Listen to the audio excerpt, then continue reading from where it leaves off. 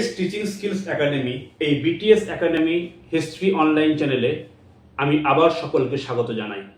আমি কিউএন হামিম স্যার। আজ আমি তোমাদের সঙ্গে একটি গুরুত্বপূর্ণ টপিক নিয়ে আলোচনা করতে বসেছি। তোমরা সকলেই জানো আমি এই চ্যানেলে ক্লাস 11 এবং ক্লাস 12-এর ইতিহাসের গুরুত্বপূর্ণ টপিকগুলিকে নিয়ে নিয়মিত আলোচনা করে থাকি।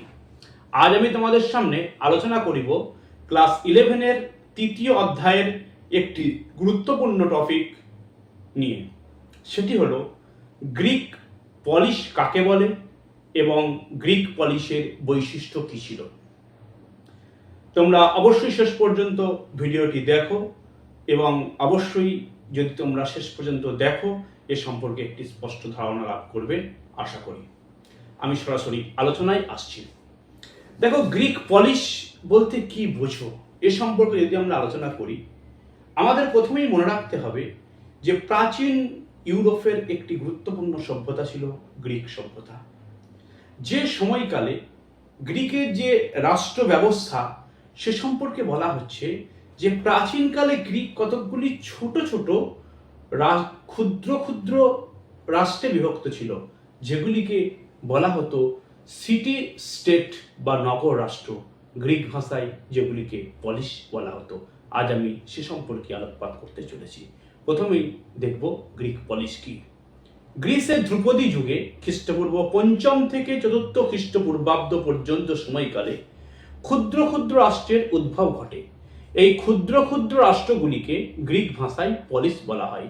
গ্রিক শব্দ পলিশের অর্থ হলো স্বশাসিত রাষ্ট্র বা নগর রাষ্ট্র। এগুলি ছিল এক একটি স্বাধীন রাজনৈতিক প্রতিষ্ঠান। তবে পলিশ বা নগর রাষ্ট্রের সংজ্ঞা নির্ণয় একটি জটিল বিষয়, কারণ প্লেটো, অ্যারিস্টটল সহ অন্যান্য প্রাচীন গ্রিক চিন্তাবিদদের লেখায় পলিশের উল্লেখ থাকলেও তার সংজ্ঞা সম্পর্কে কিছু উল্লেখ করা হয়নি। সাধারণভাবে পলিশ বলতে বোঝায় ক্ষুদ্র ক্ষুদ্র ভূখণ্ডে ঐক্যবদ্ধ ও দায়িত্ব সহকারে কর্তব্য পরায়ণ কর্মরত একটি জনগোষ্ঠী। এই জনগোষ্ঠী ছিল একই ধর্ম ও ঐতিহ্য সমন্বিত। তাহলে আমরা গ্রিসের পলিশের সংজ্ঞা প্রসঙ্গে কি পাচ্ছি? যে গ্রিকের পলিশ হলো কতকগুলি ক্ষুদ্র ক্ষুদ্র রাষ্ট্র এবং এটি হলো স্বশাসিত নগর রাষ্ট্র এবং এগুলি এক একটি স্বাধীন রাজনৈতিক প্রতিষ্ঠান। তবে এর প্রকৃত সংজ্ঞা কি এটা সঠিকভাবে বলা যায় না, কারণ যারা পলিশের উল্লেখ করেছেন অ্যারিস্টটল, প্লেটো, এই সকল চিন্তাবিদরা কিন্তু প্রকৃত সংজ্ঞা উত্থাপন করেননি।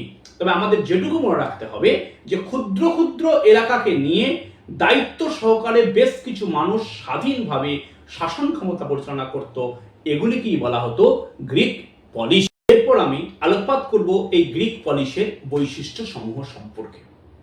এডওয়ার্ড বার্কারের মতে পলিশগুলি সংখ্যায় অনেক হলেও সেগুলির মধ্যে কয়েকটি সাধারণ বৈশিষ্ট্য লক্ষ্য করা যায়, যথা 1.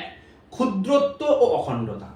পলিশের অন্যতম প্রধান বৈশিষ্ট্য হলো তার ক্ষুদ্র পরিধি, যাকে ঐতিহাসিক ভিক্টর এরেনবার্গ ন্যারোনেস অফ স্পেস বা স্থানের সংকীর্ণতা বলে অভিহিত করেছেন। কিটো তার দ্য গ্রিকস গ্রন্থে বলেছেন যে পলিশের পরিধি ক্ষুদ্র হলেও এর তাৎপর্য ছিল ব্যাপক। পলিশগুলির মধ্যে কোনোটির আয়তনে তুলনামূলকভাবে বড় হলেও বেশিরভাগ ছিল ছোট ছোট। অর্থাৎ এক্ষেত্রে বলা হচ্ছে যে পলিশগুলির আয়তন, ক্ষুদ্রত্ব এবং অখণ্ডতা, পলিশগুলো বেশিরভাগই ছিল আয়তনে খুব ছোট এবং এগুলো অখণ্ড। তো এই বেশিরভাগ ক্ষেত্রে এই পলিশগুলোর আয়তন সম্পর্কে বলা হয় এগুলি ক্ষুদ্র হলেও এগুলির তাৎপর্য কিন্তু ছিল অনেক বেশি। এ প্রসঙ্গে অবশ্য লক্ষ্য করা যায় কোনো কোনো ক্ষেত্রে পলিশের আয়তন কিন্তু বড় ছিল। এর পরের বৈশিষ্ট্য হিসেবে বলা যায় জনসংখ্যার স্বল্পতা। জনসংখ্যার স্বল্পতা পলিশগুলির অপর একটি সাধারণ বৈশিষ্ট্য। আয়তনে ছোট হওয়ায় স্বাভাবিকভাবেই পলিশগুলির জনসংখ্যা ছিল খুব কম। প্লেটো তার রিপাবলিক নামক গ্রন্থে বলেছেন যে আদর্শ রাষ্ট্রের নাগরিক সংখ্যা হবে 5000। অ্যারিস্টটলের মতে একটি নগরের পক্ষে 10 জন মানুষ যেমন কম তেমনি 10,000 মানুষও খুব বেশি। অর্থাৎ এই পলিশগুলির আয়তন বলা হচ্ছে বা আয়তনের সঙ্গে এর জনসংখ্যাটাও কিন্তু হবে খুবই অল্প। এই পলিশগুলির জনসংখ্যা ছিল খুবই কম। এ প্রসঙ্গে প্লেটো তার রিপাবলিক গ্রন্থে বলছেন যে একটি আদর্শ পলিসের জনসংখ্যা হবে 5,000-এর মতো। অ্যারিস্টটল অবশ্য বলছেন যে সর্বনিম্ন 10 জন এবং সর্বোচ্চ 10,000-এর বেশি মানুষ নিয়েও কিন্তু পলিসের শাসন পরিচালনা হতে পারে। পলিসের অপর একটি গুরুত্বপূর্ণ বৈশিষ্ট্য হলো রাজার অনুপস্থিতি। অধিকাংশ পলিসেই রাজতন্ত্র অনুপস্থিত ছিল। পলিসগুলি অভিজাততান্ত্রিক, গণতান্ত্রিক, স্বৈরতান্ত্রিক এইরূপ বিভিন্ন ধরনের হতো। অবশ্য স্পার্টায় বংশানুক্রমিক রাজতন্ত্র থাকলেও নির্দিষ্ট অভিজাতদের হাতে রাষ্ট্রীয় ক্ষমতা চলে গিয়েছিল। তাহলে এক্ষেত্রে পলিসের যে শাসন কাঠামো, সেখানে রাজার অনুপস্থিতি, একটি রাজ্য বা একটি সাম্রাজ্য শাসন করতে হলে একজন রাজা থাকা প্রয়োজন আছে, তিনি সাম্রাজ্যটা শাসন করেন। কিন্তু পলিসগুলোর ক্ষেত্রে দেখা যায় অধিকাংশ পলিসেই কিন্তু রাজতন্ত্র ছিল না, সেগুলো হয় অভিজাততান্ত্রিক অথবা গণতান্ত্রিক অথবা স্বৈরতান্ত্রিক, বিভিন্ন ধরনের হতে পারত। এবং এই স্পার্টার ক্ষেত্রে বংশানুক্রমিক রাজতন্ত্র থাকলেও নির্দিষ্ট অভিজাত শ্রেণীর হাতে কিন্তু এই ক্ষমতাটি সীমাবদ্ধ ছিল। পরের বৈশিষ্ট্য হচ্ছে শাসন কাঠামো। পলিসের শাসন কাঠামো সম্পর্কে বলা হয় যে গ্রিক পলিসের উদ্ভবের আগে রাজতন্ত্র, একনায়কতন্ত্র, গোষ্ঠীতন্ত্র, গণতন্ত্র ইত্যাদি শাসন কাঠামো ধাপে ধাপে পরিবর্তনের মাধ্যমে সুসংহত রূপ লাভ করে। স্পার্টায় ব্যতিক্রমধর্মী অভিজাততান্ত্রিক শাসন কাঠামো থাকলেও বেশিরভাগ পলিসেই প্রত্যক্ষ গণতান্ত্রিক শাসন গড়ে ওঠে। তাহলে এক্ষেত্রে শাসন কাঠামোর ক্ষেত্রে বলা হচ্ছে যে পলিসের উদ্ভবের প্রথম দিক থেকেই রাজতন্ত্র, একনায়কতন্ত্র, গোষ্ঠীতন্ত্র, গণতন্ত্র শাসন কাঠামোগুলি ধাপে ধাপে উন্নীত হয়েছিল এবং সুসংহত রূপ লাভ করেছিল। স্পার্টায় অবশ্য একটা অভিজাততান্ত্রিক শাসন ব্যবস্থা চলত, তবে কোথাও কোনো কোনো পলিসে গণতন্ত্রের লক্ষ্য করা যায়। শাসন কাঠামোর অঙ্গ হিসাবে সমিতি, পরিষদ এবং ম্যাজিস্ট্রেটের অস্তিত্ব অধিকাংশ পলিসে লক্ষণীয়। এথেন্সে গণ আদালত রূপে হেলাইয়া গড়ে উঠেছিল। বলা হচ্ছে শাসন কাঠামোর অঙ্গ হিসাবে সমিতি, পরিষদ, ম্যাজিস্ট্রেট এদের অস্তিত্ব লক্ষ্য করা যায় এবং এথেন্সে কিন্তু গণ আদালত হিসাবে হেলাইয়া গড়ে উঠেছিল। অর্থাৎ লক্ষ্য করা যাচ্ছে পলিসের শাসন ব্যবস্থাটা, আগের পয়েন্ট যেটা বললাম যে রাজা যেমন অনুপস্থিত ছিল, তেমনি এক্ষেত্রে লক্ষ্য করা যাচ্ছে শাসন ব্যবস্থার ক্ষেত্রে কোথাও অভিজাত, কোথাও গণতন্ত্র, এইভাবে কিন্তু শাসন কাঠামোটা সুসংহতভাবে রূপ লাভ করছে। পলিসের অপর একটি গুরুত্বপূর্ণ বৈশিষ্ট্য হলো নাগরিক অনাগরিক বৈষম্য। প্রতিটি পলিসে বসবাসকারী জনগণ নাগরিক ও অনাগরিক এই দুই ভাগে বিভক্ত ছিল। অনাগরিক জনগণ বলতে বিদেশি, মহিলা এবং দাসদের বোঝাতো। নাগরিকরা সমস্ত সুযোগ সুবিধা ও অধিকার ভোগ করত, অনাগরিকরা এই সকল সুযোগ সুবিধা থেকে বঞ্চিত ছিল। অর্থাৎ গ্রিসের পলিসগুলিতে যারা বসবাস করত তাদের স্পষ্ট নাগরিকত্ব বিষয়ে কিন্তু বিভাজন ছিল।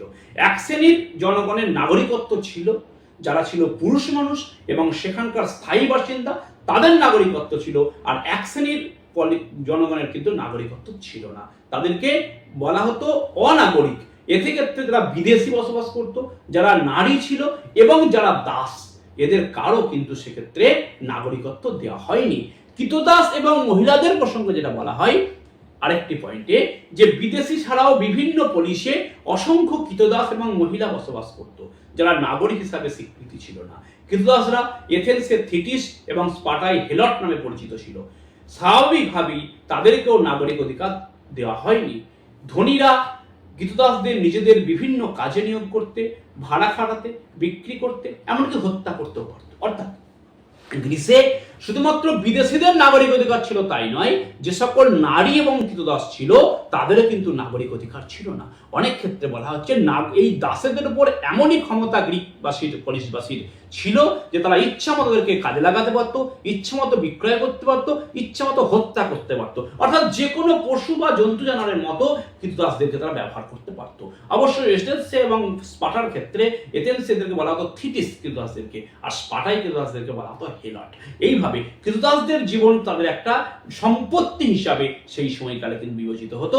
কৃতদাসদের কোনো নাগরিকত্ব অধিকার ছিল না। পলিসের অপর একটি গুরুত্বপূর্ণ বৈশিষ্ট্য হলো স্বয়ংক্রিয়তা ও স্বাধীনতা দান। এক্ষেত্রে গ্রিক পলিসগুলির অন্যতম বৈশিষ্ট্য ছিল স্বয়ংক্রিয়তা এবং স্বাধীনতা দান।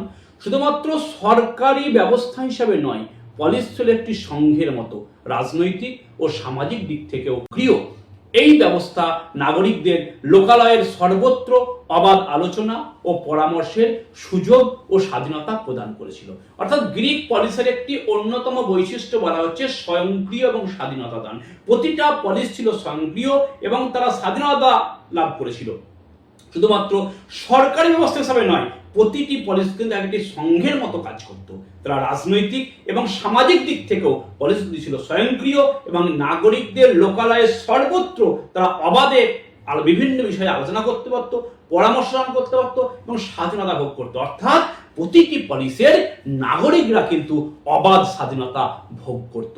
এটা কিন্তু এখানে উল্লেখ করা হয়েছে। পলিসের অপর একটি গুরুত্বপূর্ণ বৈশিষ্ট্য হলো ধর্মীয় ঐক্য। এক্ষেত্রে বলা হচ্ছে যে পলিসগুলি আভ্যন্তরীণ ক্ষেত্রে ঐক্যবোধ পরিলক্ষিত হলেও বিভিন্ন বিষয়গুলি নিয়ে পলিসগুলি ছিল পরস্পর বিরোধী। তবে ধর্মীয় ক্ষেত্রে এর ব্যতিক্রম লক্ষ্য করা যায়। ধর্মীয় উৎসব অনুষ্ঠানকে কেন্দ্র করে পলিসগুলির মধ্যে সুসম্পর্ক গড়ে ওঠে। জিউস, এথেনা, হেরা, অ্যাপোলো প্রভৃতি দেবদেবী গ্রিকদের উপাস্য ছিল। বলা হচ্ছে পলিসগুলির আভ্যন্তরীণ ক্ষেত্রে যেমন বিভিন্ন ক্ষেত্রে ঐক্যবোধ ছিল, আবার অনেক ক্ষেত্রে পলিসগুলির মধ্যে কিন্তু পরস্পর বিরোধীও ছিল। তবে হ্যাঁ, ধর্মীয় ক্ষেত্রে তাদের মধ্যে কিন্তু একটা সুসম্পর্ক, ধর্মীয় আচার অনুষ্ঠান পালন করার ক্ষেত্রে একটা ঐক্যবোধ কিন্তু এই পলিসগুলির মধ্যে গড়ে উঠেছিল। এবং যে কারণে লক্ষ্য করা যায় বিভিন্ন যে দেবতা ছিল, জিউস, এথেনা, হেরা, অ্যাপোলো, এই সকল দেবদেবীরা বিভিন্ন পলিসে কিন্তু তারা কিন্তু বিভিন্নভাবে কিন্তু পূজিত হতো। কাজেই এই ধর্মীয় বিষয়টা বা ধর্মীয় দিক থেকেও কিন্তু পলিসের মধ্যে একটা ঐক্যবোধ গড়ে উঠেছিল। পলিসের অপর একটি গুরুত্বপূর্ণ বৈশিষ্ট্য হলো নগর ও গ্রামের মধ্যে সমন্বয়। গ্রিক নগর রাষ্ট্র বলতে শুধু রাষ্ট্র জুড়ে নগরের অবস্থান বা নগর কর্তৃক গ্রাম শাসনকে বোঝায় না।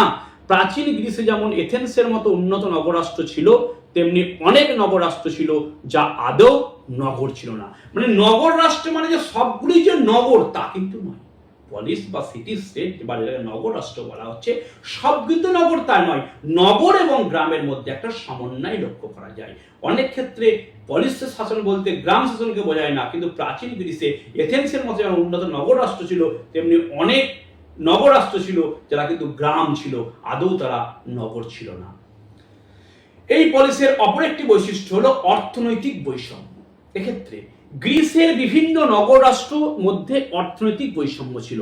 যেমন একদিকে করিন্থ ও মিলেটাসের মানুষ শিল্প ও বাণিজ্যের দ্বারা তাদের জীবিকা নির্বাহ করত, অন্যদিকে স্পার্টা, এলিস ও আর্কাডিয়ার মানুষ কৃষি, যুদ্ধকর ও মন্দিরের আয়ের উপর নির্ভরশীল ছিল। অর্থাৎ প্রতিটা পলিসের যে অর্থনৈতিক উৎসটা একই ধরনের ছিল সেটা কিন্তু নয়।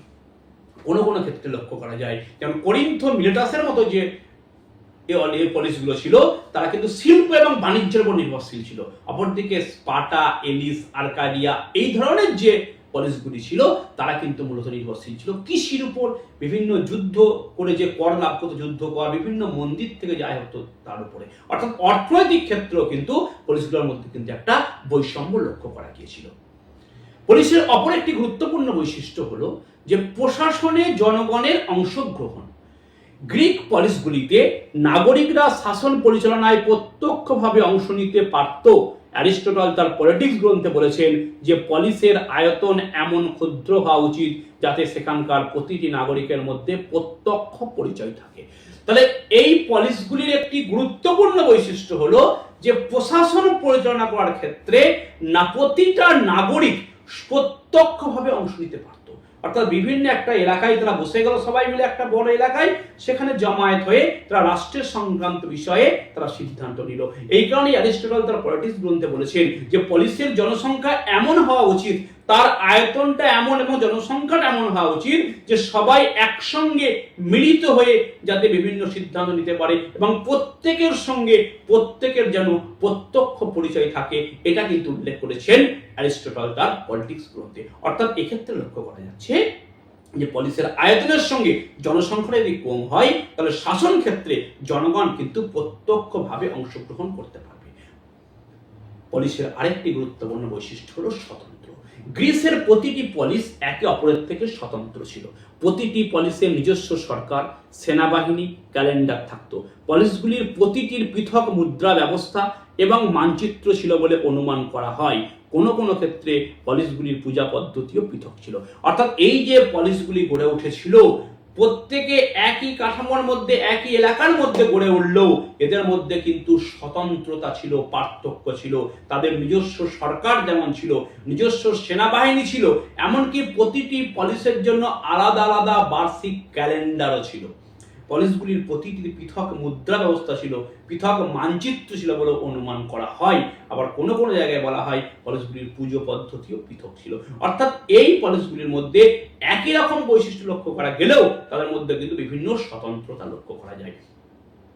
তাহলে আজকে আমি আমার ক্লাসের মধ্যে আমি আলোচনা করার চেষ্টা করলাম যে প্রাচীন গ্রিকের যে নগর রাষ্ট্র বা পলিস, সেই পলিস কাকে বলে এবং পলিসের কি কি বৈশিষ্ট্য ছিল সে সম্পর্কে আমি আলোকপাত করার চেষ্টা করলাম।